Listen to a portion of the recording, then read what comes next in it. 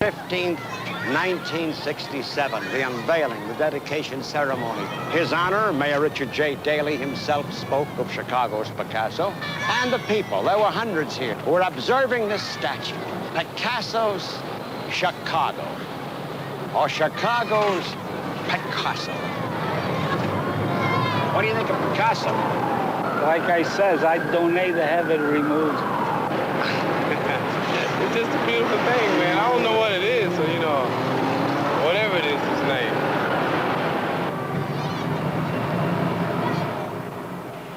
And what was Louis Sullivan's vision? Louis Sullivan, the Chicago architect. We're on the roof of the auditorium building, one floor above the office where Louis Sullivan practiced in the 1890s and early 1900s.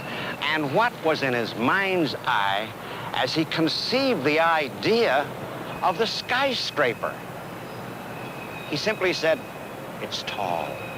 For he saw more than steel and stone. He saw it reaching.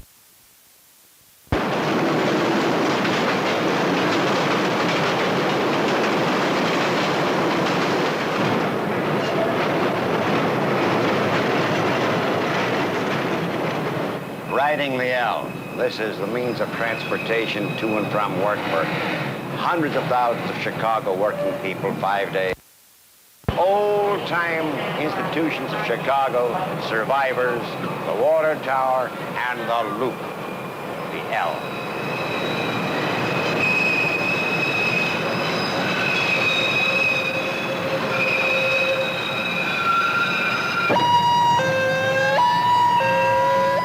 Walking those palaces, today mostly young black people in the Loop and young working class white kids. And the movies are known as exploitation films. Kung Fu Mama, Budarakasaki, Malibu High, Malibu Low. I remember